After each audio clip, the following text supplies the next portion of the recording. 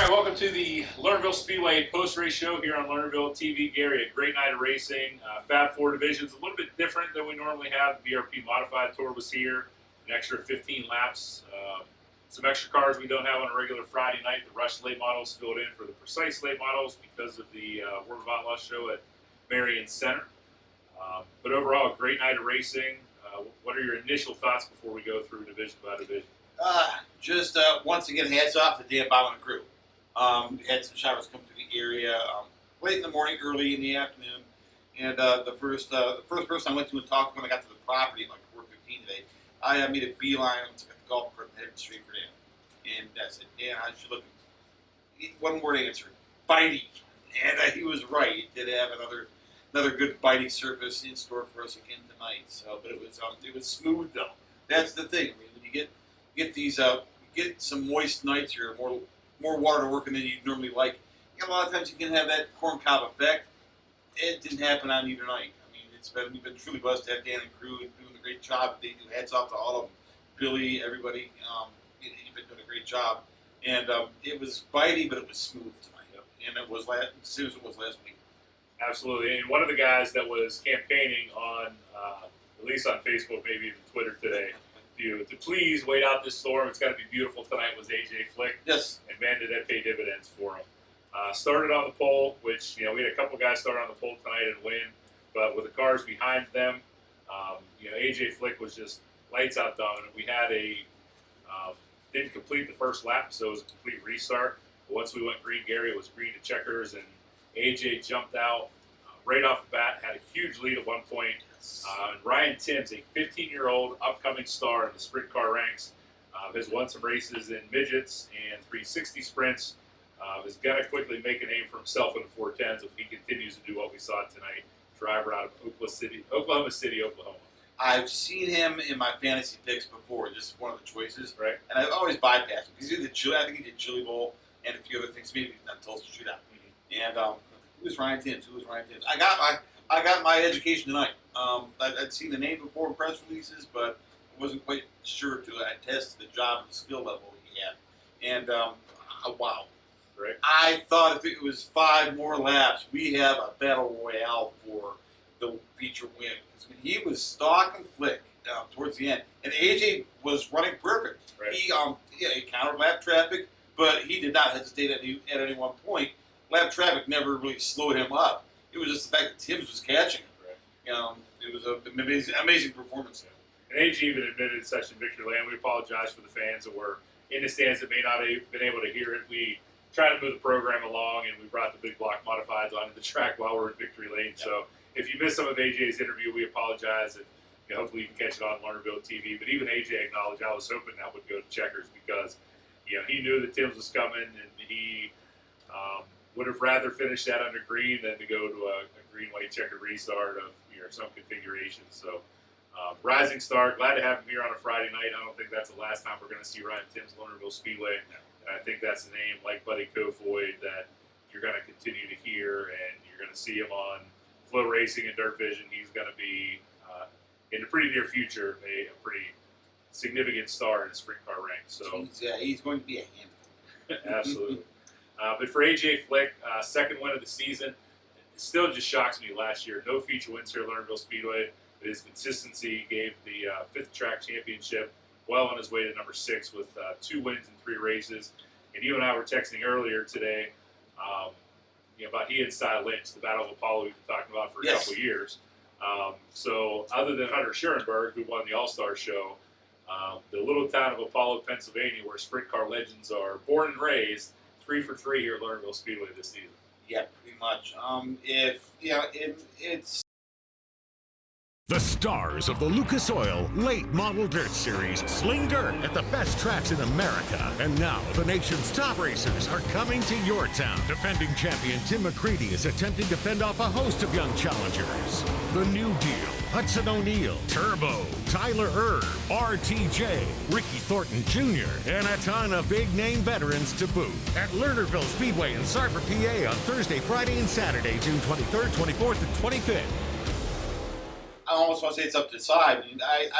I know that Cy tends to get offers for rides at various points of the season. for big things like King's Royal and so forth. And it's not out of the realm that can happen again. I mean, he's clearly doing a great job with Josh Bachman Racing and having that input and guidance for the team.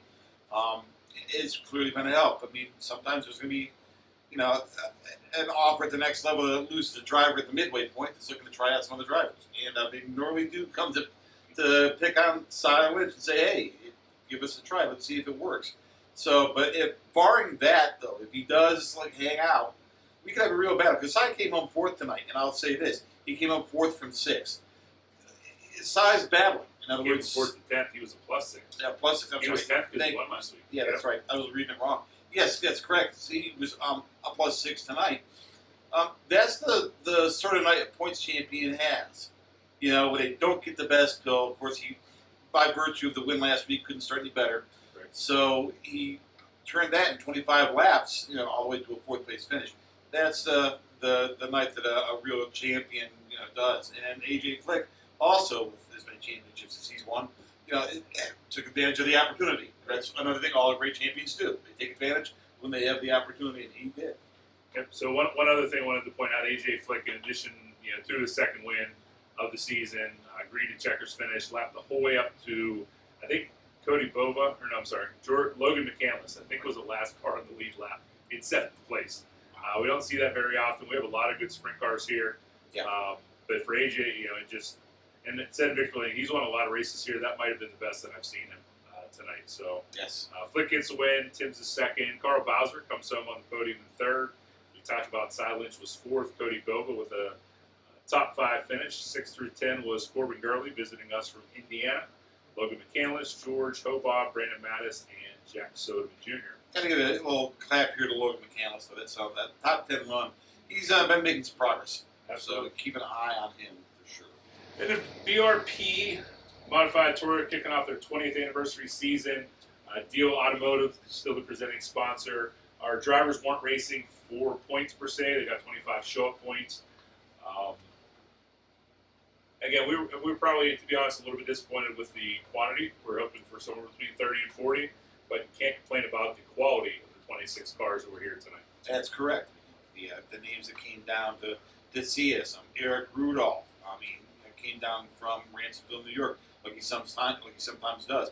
Tyler Willard came down in the number 33. Tyler had competed at various BRP shows the last few years, actually, in the 777 car, and now he's kind of changed numbers to 33, but he was with us as well. Even Andrew Smith came down from Lockport, New York. Andrew Smith was in Volusia this year.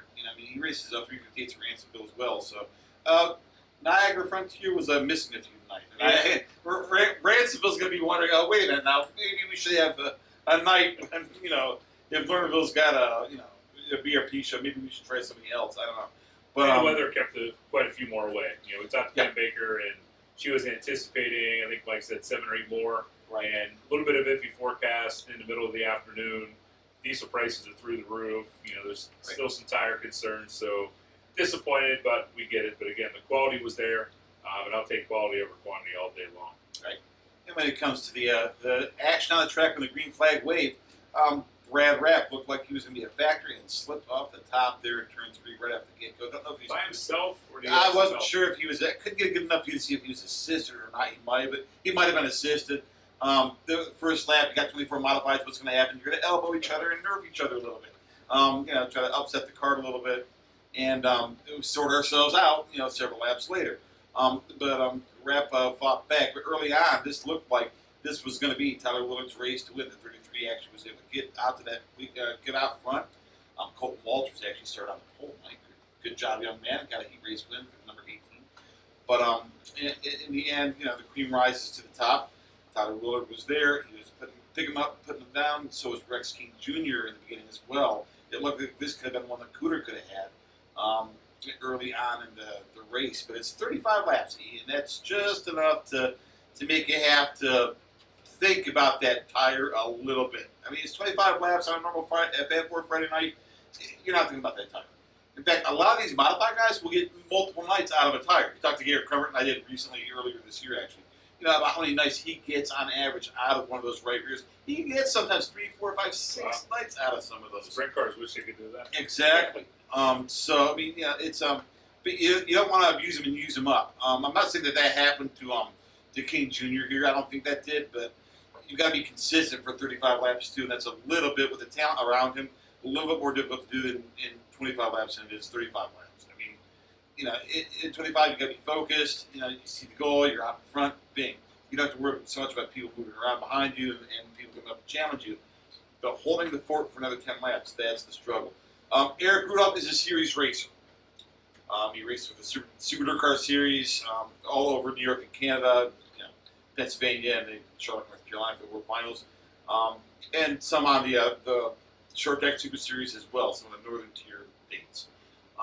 So he knows how to manage that car for that long race. He was going to be a tough. I think we saw him show up. The fire starter was here. He was like, "This is going to be tough. It's not impossible for any of our locals to do this because it's not 50 or 100 laps. Right. It is 35, and in a 35." Any of us that are here on Fab 4 Friday night know that like Brian Schwartzlander, Rex King Jr., Jeremiah Shingle-Lecker, if they're up front, he's going to have to get around them.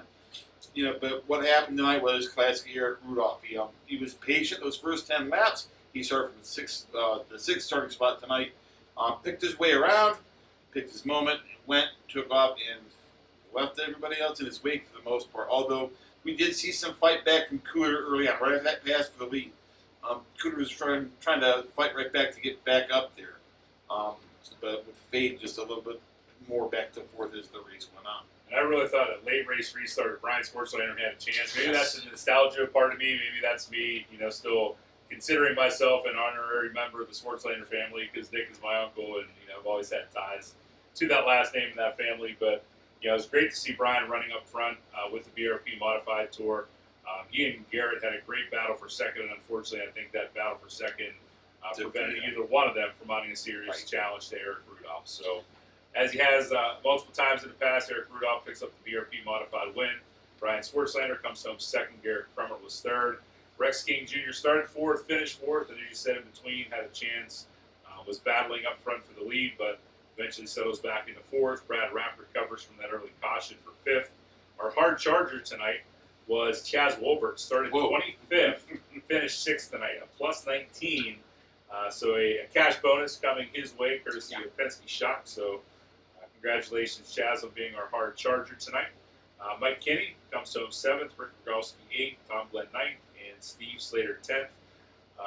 As you mentioned, we had some good guys up front that had some bad luck early on. Tyler Willard, that's a good looking car. It's a retro scheme. It doesn't look fast, but he was fast. Dave Murdoch was running up front for a while in that top five.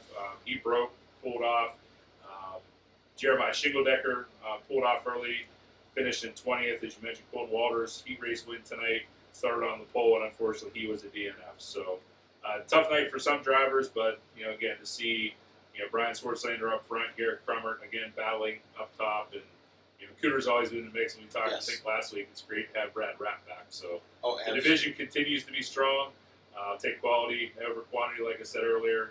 Great race, and hopefully next time it'll be one of our guys on victory lane. I'll say it like this. I mean, it's the old home track dichotomy. Don't really have to worry about late models or sprints for the most part, unless you're West Central Pennsylvania.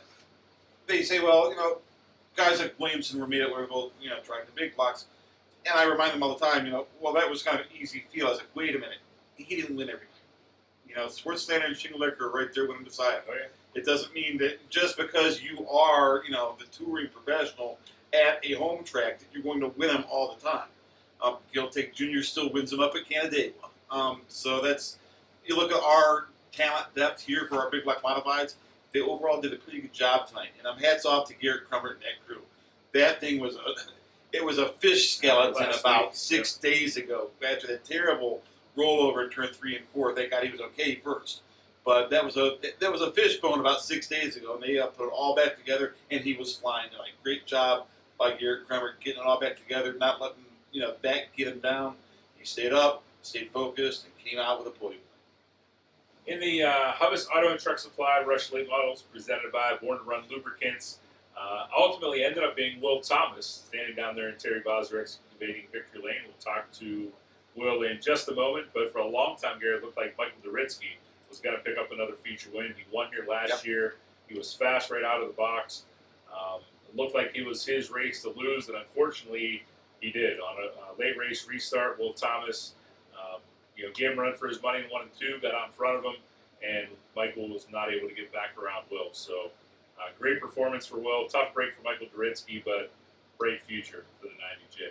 Absolutely. I mean, you look at the races he's won. He's won Stampedes, I believe, correctly. I thought so, but I went back to 2019. I did, it's not been him, but Okay. he's won. Like I said, we won here last year. I didn't get a chance to flip the Hoy back through. Thankfully, we didn't have enough cautions for me to look through that many winner sheets, but no Stampedes recently. I'm not a Rush Late Model specialist, but I do that. Has Michael gone and traveled maybe He's won a good bit of races. over to Georgetown and places like that? So he does get that car out there and runs it against some very good competition. One of the best in our area, that's for sure. And Will Thomas, what can you say? He's consistent. He's smooth. You'll find out when we talk to Will just a little bit later on exactly how that transition from asphalt to dirt happened and why he's such a smooth driver on dirt. It's going to be interesting to hear Will talk about that. But he is smooth. Will Thomas certifiably can drive a Toaster 3, a Thunderstorm, because he's won in just about everything, and was completely right at home in those Rush Crate late models tonight. His game's looking good coming into the Indy Memorial. With the interview with Will, we'll kind of speed date through the rest of the lineup here. Joe Martin had a great run to the front. Came from 7th to finish 3rd, but he was battling Doritsky, I think, before Thomas was. Joe, he was actually up there and had some contact with a couple drivers, but salvaged the 3rd place finish. Josh Ferry was 4th, Matt Ladd 5th. 6 through 10 was Noah Burnell, Clayton Copeman, Jake Gunn, Jacob Pearson, and R.J. Dallaby. With that, we're going to jump to the interview with Will Thomas and then come back and wrap up with the Millerstown Pick Apart and Ohio Pro Stocks. So let's go have a good talk with Will Thomas. All right, we're back here on the post-race show. Great Fab 4 night in Sarvertown this evening, and we are talking with tonight's Rush Late Model Victor. Tonight's Rush Late Model winner, Will Thomas. Will, I've called you the Thrill before as a nickname because I never knew if you had a nickname. So I used to, when I was on the mic a couple times when you were here as in a late model, I did tend to call you the Thrill, and in a big block too. So great job tonight, sir. Happy to have you with us.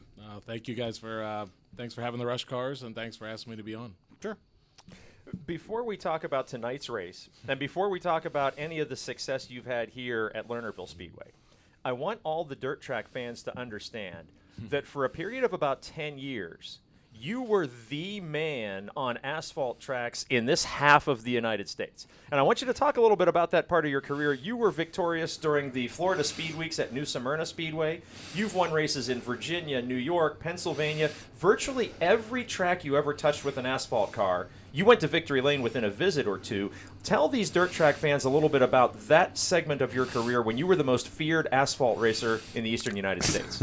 Oh, I don't know about that. We loved asphalt racing. What a lot of people probably don't realize is that I started a lot later in life. So I never sat in a full-size race car till I was probably 28 years old, and I wanted to. Some people know, some people don't know. My dad owned Lou Blaney's cars for about 35 years, and it was a big part of our life. My dad was in the metals business, sold his business in '87. Started a new business in 1990, and we about went broke. And so racing kind of was on a back burner there for quite a while. And I remember I graduated from college, and I took out a small loan to start racing go-karts. And I was 22 years old, and I raced go-karts out of the bed of a rusty pickup truck. And I did that, and then I moved to Allison Legacy Cars, and I would go to Motordrome in Jennerstown. And then did that for a while, but it was a lot of kids, and stuff was getting torn up. And so I kind of took some time off of that, and then I helped a buddy who had a late model. And then they opened Lake Erie Speedway, and they were going to run legacy cars. And I told my dad, I bought one. I bought an old junky legacy car and fixed it up. My dad's like, why did you buy one of those again? I was like, because it's all I can afford, man. I said, this is what it is I can do. And he said, well, if you fix that up and sell it, he said, if you can buy the car, he said, I'll buy the motor. And then we kind of went late model racing, and I loved it. I mean, I loved asphalt racing. It fits my style way better than dirt racing. Just like most of the asphalt races are long, and I really like to be patient. I love nothing more than when the green flag dropped on a 100-lap pavement late model race, and it was like you just look around and you just watch everybody, and you're like, well, that guy's pretty tight. It's like, we'll be driving by him in a minute, and that guy's way too free, and then you had to keep tires on the car, you had to keep brakes on your car, and I loved it, loved every minute of it. I loved going to Jennerstown and winning that 100-lapper. And Mark Smith and all those guys were losing their mind. They're like, I can't believe it. But, yeah, I mean, I love pavement racing. I don't know if I'd do it today, but it's just life changes, you know. And I met my wife pavement racing. So I raced against her brother for a lot of years, George Scora. And so racing's brought so many good things to my life. It's the only thing. I always joke and tell people, I was like, I don't do anything else. I don't hunt, I don't fish, I don't throw darts, I don't go to bars. I do nothing. And I did nothing besides work and race until my son was born 3 years ago. So rewind life 8 years ago, well, I guess that maybe. My dad passed away 8 years ago. That was a big, big change. And his health was... my dad always was kind of the same, I guess, and we started dirt racing the end of 2011, and my dad had some health scares, and he was 100% against it. But, like you know, Mike, the pavement racing up in this part of the country just wasn't that much fun, and so then we went dirt racing, and that was 2012, and Dad passed in 2014. And so we were fortunate enough. I didn't work for my dad out of college, but I did like a couple years, 3 years after that. I went back to the business, and we've been fortunate enough to grow, knock on wood. And so I don't know what else I would do. I told my wife after last year, I said, maybe I'll just be done. And she's like, no, I still like to go to the races, so we still race a little bit. Well, when you say starting your career a little later at age 28, do you think that made you a little wiser, more conservative driver than kids that start out with probably not that temperament at age 15, 16? I think largely your temperament is determined by your financial status too.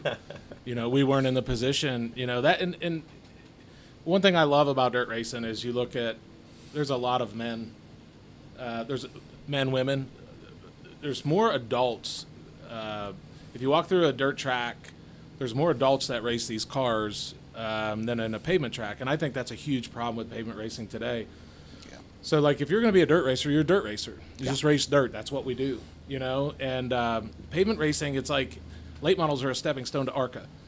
And then, we could probably sit here all night and rattle off 25 names of guys who ran pavement late models for a year, ARCA, Busch, and then now they're done. Yeah. And it's like, for me, I'd like to race my whole life. I mean, it's what I enjoy doing. And so I don't know. I mean, I looked at, you know, my heroes weren't some kid in a NASCAR Craftsman truck pay-to-play ride. I mean, my heroes were Junior Hanley. Yeah. You know what I mean? Lou Blaney. You know, I used to love to go to New Smyrna. I'd stand on that fence in 3 and 4, and I'd watch Junior, and I'd watch Freddie Query and these guys that I thought, I mean, these were men. You know what I mean? They're in their 50s just kicking butt. And we were blessed in the late model stuff. So for whatever reason, Junior took a bit of a liking to us and helped us quite a bit with our pavement late models. So that was a huge, huge help to us. Just really quick, Will. I mean, talk to me about the sorts of dexterity it takes to go from one format to the other and then be as good as quickly as you were good. Going from asphalt to dirt, you acclimated so quickly and were an instant competitor. You were competitive instantly. A lot of people don't know our first asphalt or our first dirt race was at Applefest at Sharon at the end of 11. Right. And we had that race won. Yeah. And I got crashed by a lap car. That was the first time we ever raced, and it was. And Mike Pegger ended up winning, and Mike's Mike's a good guy. He's a friend of mine, and I remember we were leading this thing with like 3 to go, and I think Pegger was in second, and Max Blair was in third. Max and Robbie. Full disclosure. We watch the success that they have. You want to talk about two awesome people, all right? So, in Max, it's kind of funny. Like, you get these people, and they'll talk crap on Max or this or that, or he's a cherry picker, or he's a this. Max Blair's a race car driver. Yes, he is. Like, he's a flat-out race car driver, and he's geared his life towards doing that. And when I remember walking through this pit area for a World of Outlaw race when I decided I was going to do this, and Mike Farr was alive, and I knew Mike Farr since, a lot of people like Tommy Hine was like, I remember when you were this little kid with glasses, and you had all this hair, and I was like, life will do that to you, I guess, but like Mike Farr, he's like, hey, if you're going to do this, because he was friends with my dad, he goes, I got to introduce you to Robbie and Max Blair. And by the way, Mike Farr, the legendary shock absorber engineer and salesperson for several companies that made dirt track shock absorbers through a long and successful career. Yeah, Pro, Carrera, then it started Genesis. But Max and Robbie were awesome. They literally, I bought a used rocket car off of Johnny Johnson that was a Flinter car, and was kind of trying to go through it. And Robbie said, just bring that thing to Titusville. And I was working a lot at the time, and still do, but they put sides on it. The car wasn't bad. They put sides on it, went through and scaled it, and, more than reasonable. You know what I mean? Like they I was nobody to them. You know what I mean? They didn't have to help me. Right. And it's like, it bothers me a little bit. I'm thrilled to see the success that Max is having because he deserves it. Yeah. You know what I mean? That's the career path that they've chose. And at one point in my life, that's what I wanted to do. I wanted to be a race car driver. That's what we wanted to do. And the closest we ever came, we were inches away from a 6 or 8 race ARCA deal. But it was just money, and it was like, had a sponsor, long and short of it fell apart. And I was like, I'm not spending my money to do that. I could race dirt races. I could race regionally or whatever for years. I'm not going to go in that world. You're only there as long as your money's there. Right. Yep. So, but no, I'll be honest. I'm blessed. There's been so many people in my life that I've come across that are great people. Like I said, from the Junior Hanleys to the Blairs to,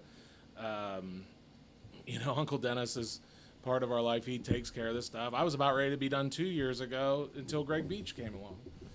And, Dennis does certain part of the race program, and Greg Beach does the rest of it. And I pay for it.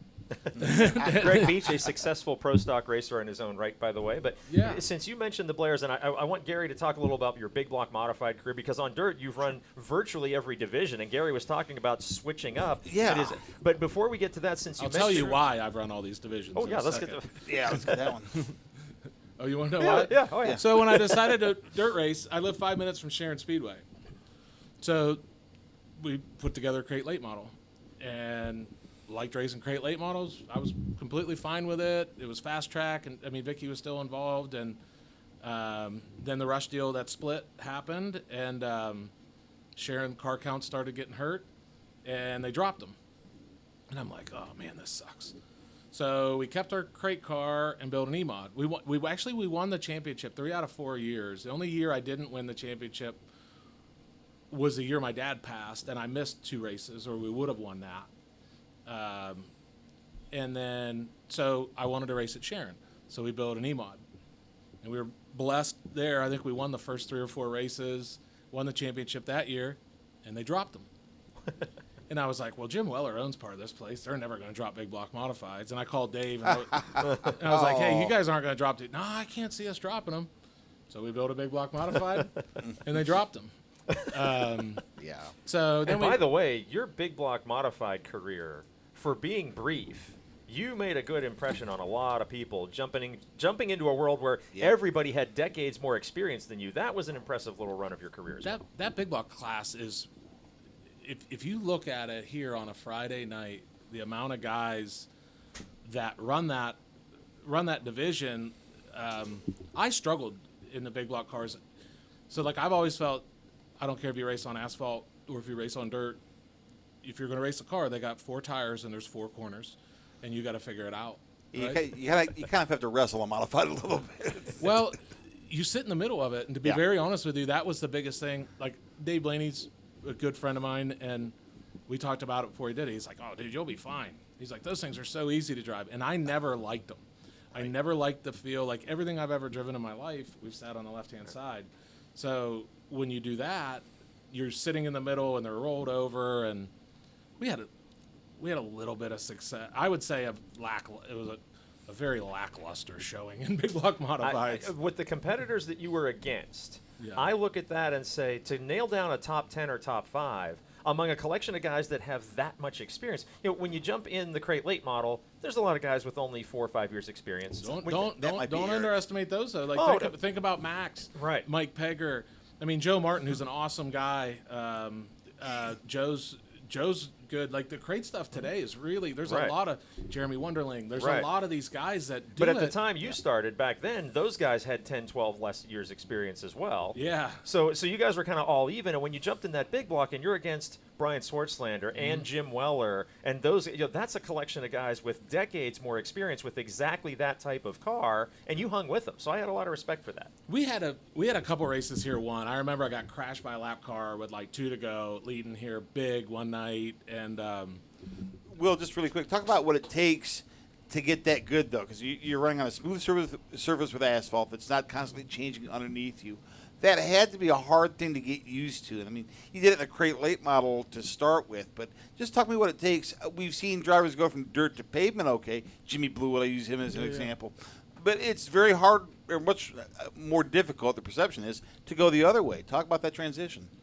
The biggest thing that pavement's helped me on certain aspects, but I drive really, really straight for a dirt racer, and that hurts me at times, right? So when it's super, super slippery, top to bottom, and there's no lip around here, it's a little bit different. But where we struggled a little bit, whether it be the big blocks or the super lates, this place is so technical when it gets to be 8-10 inches of traction around the top. And when you drive super, super straight, it hurts. And I mean, like I said, we've been fortunate, and a lot of the things that, I guess, I don't know what's success, right? So success is you meet your wife, you meet a lot of good friends. I think we probably won a couple races here and there, and yes. But it's I don't know what makes you successful. I think the type of human being you are probably will determine that more than anything on the track. But I mean, it's amazing to be a part of a career, to watch and observe a career where you've done what a lot of drivers can't do, and that is simply go from one form to another with the same level of consistency in terms of results for the most part. I mean, we were better pavement. I'm a better pavement racer than I am a dirt racer, but I mean, one of the big things is surround yourself with good people. You know what I mean? Like, you have to have good people around that help you. That's a huge part of it. So yeah, I mean, racing's racing, you know. And if you like, I always used to, I don't know if I bust people's stones or whatever, but it was like, you get certain people. Like, I've raced everything. Like, I'd race Econo mods at Sharon. I'd race a stock car. I'd race a big block. I don't care what it is. It's a race car.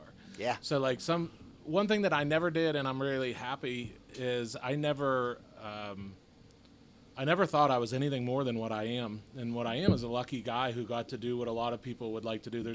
You got a grandstand full of people that would love to be able to to do some of the stuff that we've been able to do. So. Yeah, I mean, if you like to race, you like to race. It doesn't matter. If I wasn't fat, I'd probably race a bicycle.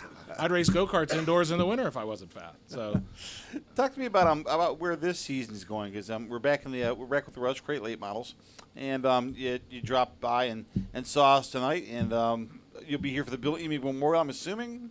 Yeah, that was kind of cool. I didn't even think about that till we won tonight. That guarantees us a spot in that race. So, what a great purse to be here with the Outlaw guys, the Lucas guys. Will be pretty cool. A bunch of those guys are good friends of ours. Right. There's a bunch of them that actually work out of our race shop when they're in this part of the country, so that's pretty neat. But it just goes back to people, man. Like getting to know the right people and helps a lot. But our racing stuff's taken a little bit of a turn. So my dad passed in 14. I acquired a company in West Virginia in 2019, and 3 days later my son was born. Wow. So on top of it all, it's just been busy. The biggest thing I struggle with today, honestly, is balance. Like you try to be a husband, you try to be a dad, you try to work hard. And at the end of last year, I loved running super late models. But if you're going to run a super late model, you got to run it 3 times a week. And that's what you do. And I don't have that time in my life to make that commitment anymore. So the rush stuff fits us well. The Economod that we run on Saturday nights, I live 5 minutes from Sharon Speedway. Sure. So we have a box there. I have a little boy who's 3, William John Thomas IV, who's the apple of our eye. And, our world kind of revolves around him now. So in the fall, I wanted to follow the Rush Tour. I was like, Tammy, I want to do this one time. And my wife will support me. She might not be happy about it, but she'll support me in anything I do. Right. And so I was kind of thinking that's what I'm going to do. I've got Uncle Denny takes care of certain stuff. Greg Beach takes care of other stuff. I was like, we could do it. And then I thought it would be really, really selfish. My little boy has autism. My wife and I are both very, very active. Not only trying to create awareness, but trying to change laws in the state of Pennsylvania because people who have ABA therapy clinics don't want to come to Pennsylvania because of the way that Medicare is wrote. But Right. so there's so many things going on in our life, and when I do that, I take away from the time that I'm with my wife and that I'm with my son. Probably the most fun that I have racing today is so when we go to Sharon, my son goes, and so like 4 o'clock to 6:30, he's down in the pits with us, running around like a goofball, and that to me is what this sport's all about. Yeah. And it just didn't make sense to me to go and travel and all this stuff, and I work a lot of hours during the week, and so now I'm gonna, hey, it's Friday, I'll see ya. I'm gonna go run this 2-night rush deal, and I'll be back sometime Sunday. It's like that's probably not the right thing to do. So Understood. Just really quick, before we wrap it up here, is there any way you could see not racing at all? You think this is going to be a part of your life until you just physically can't do it anymore, or? I don't know. The fire still burns, obviously. It's funny that you say that because I told my wife last year. So we've been blessed in a lot of areas, and our business is really, really busy. Our plant in West Virginia is busy. Our plant in Pennsylvania is busy. Between that and then everything and all the stuff we're trying to do with my son, I told my wife last year, I said, I'll be done. I don't really care that much. And she kind of I would say that you wanted me to keep doing it. I always thought I don't know what I would do if I didn't do it. When my son was born, I was like, oh, thank God. I was like, I only got to do this about 4 more years. I know she'll complain, but I can have him go-kart racing by 5, guaranteed. And then I wanted my son to have what I wanted to do when I was his age. Yeah. And you never know where life goes, right? So he's progressing greatly, and we surround him with the right people. We have him in a great school. He's making huge strides. So we maybe go-kart. I'd quit tomorrow for my son, Right. to replace it. Yeah. Understood. But who knows? You never know what you're going to do. So Absolutely. All right. Well, you had your foot on the hammer tonight, and you didn't let off, or didn't look like you let off in the infield anyway. And you came away with the Rush late model feature win tonight. It's going to be a a tough field for the Emick Memorial, but you got that starting spot guaranteed, even if you, for some reason, were not able to make it through the heat or B main process. Yeah. I like your odds, Will. What do you think? You think you could be able to get a top 10 run going for that perhaps this year? A lot of this stuff's where you start. Restarts are big. Yeah. You got to qualify really well. You mastered the restarts tonight. I mean, I'm going to tell you. Yeah, we did it better than what we normally do here. So, that's a great. What Vicky does with the rush deal is great, and that's a great race for these cars. I've always said that rush crate late models are for people that have a job. Super late models a lot of times are for people who don't have to work. So I'm a guy who has a job and I have to work. And so there'll be some, there's going to be some great guys. Some of these Lucas guys are going to unload crate cars for $20,000, rest assured. Yes. And we have another car. We do have two of them. So you never know.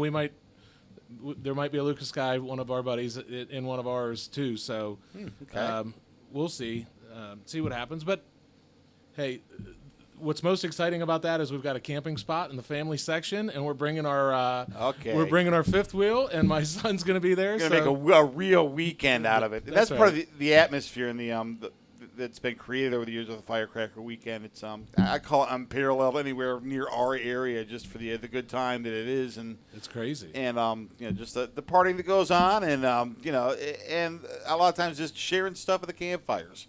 It's become a real. I've called it for years the Woodstock of late model festivals, and it kind of has that vibe to it.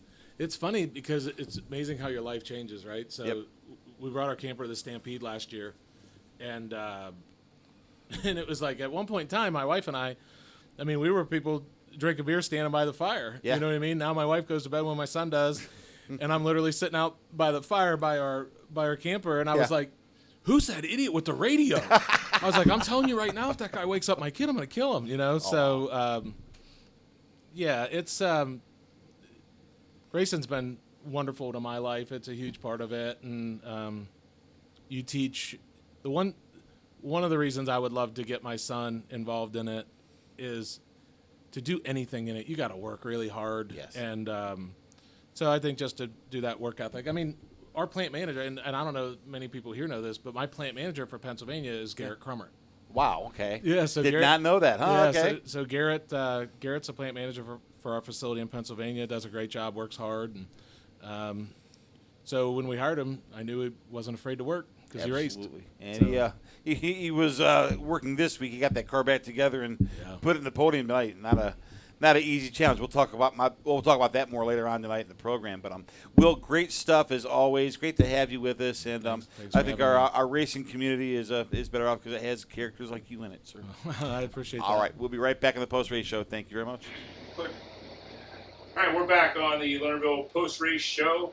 The Miller's Top Pickle Park Penn Ohio Pro Stocks, as they do so many Friday nights, save some of the best racing for last. Unfortunately, a lot of that racing was for second and further back, as like with AJ Flick, you put AJ on the pole. He's going to win a lot of those races. Same with Tyler Dietz. Got to start up front with his brother Jake, so it was an all Dietz front row. That was pretty fun. But Jake faded a little bit, but we'll talk about where he finished in a minute. But Tyler jumped on the gas right away, took the lead early. A little bit of a battle from Todd Weldon, but probably not quite the run that Todd would have liked to take to Tyler to get that win after a little bit of contact there. I don't think there's any ill will between those two drivers. I don't think Todd would have done anything aggressive with Tyler, but I'm sure he would have liked to get a little bit closer to give him a run for his money. But Tyler Dietz is just lights out, 3 wins in 4 races in the Penn Ohio Pro Stocks. Got to talk about Tyler. I talked about that situation with Tyler Dietz earlier. He and Tyler are fine. They're professionals. They're going to keep on. Professional drivers here at the track anyway. They have that mindset. They're just going to keep on going through week to week, and they're going to race. And it's not going to be anything to really make a big deal out of. I don't feel. Definitely, they both put it behind them. They're both focused guys. They're really good drivers. And Tyler Dietz has got several championships here. He's currently the points leader right now. But Todd Weldon looks right now like he's motivated enough to put the pressure on Dietz. In other words, the one thing Tyler's going to have to realize is with Todd there, and it's going to be a situation where he's going to have to not slip up.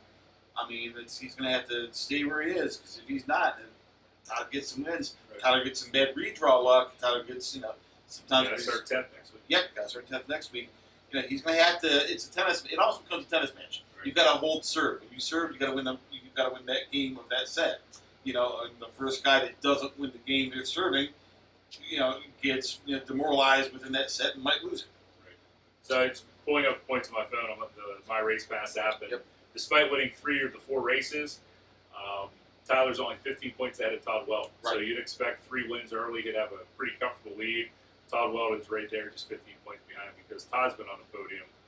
Top 5, 3 of the 4 races, and I think all of those were podium finishes for Todd. So Tyler's just going to have to make sure that he's out, doing what Cy Lynch did tonight. Making the best of that 10th place start on the weeks that he does prior to, and Todd Weldon's going to have to take advantage of those nights. Look to see what happens. Look to see what happens to that situation next Friday. It'll be interesting to see if Todd Weldon can pull out a win and It's kind of coming. climb back into there. And I think he's going to get at least 1, maybe 2, 3, 4 wins this year. So if he races here every week, see if that doesn't just tighten up a little bit going into June. Yep. Third place car was Joey Zambot. He's also third points after tonight. Mentioned earlier, Jake Dietz started on the front row. Came home fourth. That's a pretty solid finish for Jake. He was pretty excited about that. He did have some concerns about his engine after the feature, so hopefully not as bad as Jake was fearing that it was, but solid fourth place finish for Jake. Fifth place, one of the all-time greats, 7-time track champion, 52 wins, Super Joe Kelly back at Lernerville Speedway and records a fifth place finish. 6 through 10 was Brett McDonald, Chase Lambert, Brandon Dolan, Cody Catellis, and Mike Borton. Any closing thoughts before you go eat some wings? Just a really good night at the track. I want to thank everybody associated with the BRP Modified Tour for coming out and bringing a special show to us. And we enjoyed the program immensely. As Eric said, the quality was amazing, and we really appreciate them coming out here. Thank all you fans for coming out tonight too. It was great to see you in the stands this week. Looking forward to next Friday. You want to see those Allegheny Sprint Tour 305s up in here. I want to get maybe a Justin Clark autograph. And also, we want to thank, we had 3 partners, 2 new partners, 1 potential partner. So the folks from Sportsman Supply were here tonight. Yes. We also had the Pennsylvania Army National Guard, and Key Bank was here. So, we're always looking to broaden the Lernerville marketing family. We couldn't possibly do what we do on a Friday night without all of our sponsors. So blessed to have, Number One Cochrane's been with us for 5 decades. Our division sponsors have all been here for several years, and some more than a decade. Barburger Farm Dairy has jumped in right to where their competitor was, Turner's Iced Tea. It's not hard for a rival company to jump in when their rival jumps out, but just really blessed to have all the partners that we do. So anytime we can add some new companies to the fold, it brings a tremendous value because our fans are brand loyal. So if you're watching, if you're listening, make sure you support the people who sponsor local racing. So if you're into hunting, fishing, look into Sportsman Supply. They have a great website too, by the way. I got to put that out the Lernerville Twitter and Facebook account. You can look those up. Nice website. That's a really, really nice store if you were the outdoorsy type. I'm not, but the camo hats always look cool. We had camo hats at Victory Lane, so that was pretty cool. A lot of people are, though. A lot of our crowd, I think that one hits right in the wheelhouse with a lot of our fans. All right, it's time to shut up, and we'll be right back, and Gary's going to eat some wings here on the Lernerville Post Race Show. Mr. Eric Westendorf, and he's placed in front of me several objects which are edible, and they appear to be wings from Big Shot Bob's with Sarver. You know the flavor. I do. What am I in for? Just that water beside you is going to be your friend. There's some serious heat there. Okay. That may be a helpful hint for you. Okay. Do you prefer drums or flats? We had this conversation before. I'm more of this guy, the flat I guy. am too. So sorry I gave you a bunch of drums. That's okay. Don't worry about it. I'm going to try to navigate this. You're going to need that water, and then you're going to need your sheets milkshake for sure. All right. Our first taste is sweet, and oh my God. And then he picks it. It's one of those creeper heats. It's almost habanero. All right. Let's see what we Serious got. heat there. Mm. We had the Ace Boogie last week. Mm-hmm. Yeah, we did. That was one of my favorites actually. How long can I hold out? This is what this has become. How long can I hold out before I need a liquid? Wow. Sometimes it does more harm than good. Ooh. Wow. While Gary's looking, Big Shot Bob's House of Wings in Sarver is open late on race nights. I found out almost the hard way this week. Closed 8 o'clock through the week. I called and I think at about 7:45 coming across 908 from Deer Lakes, and it's like, they'll be ready right about 8 o'clock when we close. Like, oh, sorry. It's like, no, we have some. Stop it. It's been open late on race nights, so if you're hungry on the way home, we had a dollar menu tonight, so there's no excuse for anyone to leave here hungry. But if you're hungry, late night, Friday night, stop at Big Shot Bob's House of Wings on 356, just behind Gecko. Got our first guest, Gary? Uncle Max. Nope, not Uncle Nick. All right, keep on going. It was a great race tonight. I really enjoyed it. AJ Flick. Dominic. Hot. He's as hot as the wings. He certainly was. I don't know if he could have been caught tonight, but Mr. Kim Ryan should have. James was trying. He tried too. I mean, 15 years old. Wow. Oklahoma City, 15 years old. A midget racer, 360 racer. So up here, and I just assumed he was here to go to Sharon tomorrow night for the Outlaws show, but apparently the Outlaws won't let him run yet because he's only 15. Oh, going to Port Royal instead. So, yeah. That is a name that you will hear for a long time. That Ryan Timms and maybe Corey Day too. Corey Day. That's one I've been looking at earlier on too. He's on the West Coast though, folks. We'd have a little bit longer before he gets to this part of the country. But all right, I'm going to take one more guess. I said Uncle Nick's before, and I'm going to go Uncle Rico then. Nope. Wow. So you are on the right. You're in the right pew there. Okay. So you are on the right hand side. All right. And these wings are hot, so That's a good one for Flick hopefully I tonight. didn't say too much. As Mike comes back into the. Surprised Mike didn't reach for a wing. Yeah, why didn't Mike? Yeah, you want a wing, Mike? Maybe you Do I qualify? Absolutely. Yeah, I have a wing. You're pretty tame though, so. They are real fire here. Wow, I'm on the right side of the. Okay, I'm on the right side of the page. I got one more guess. What's it gonna be? I'm gonna call it. It's not Napoleon Dynamite because I've had those before, I believe. You got 5 seconds. Oh, giving it up for the Talk of Beaver Falls. Ah, so close. What was it? The walk of Beaver Falls. Look down just a little bit. Oh Talk of Beaver man, Falls, but hotter. I was close. Oh, I was on the right path.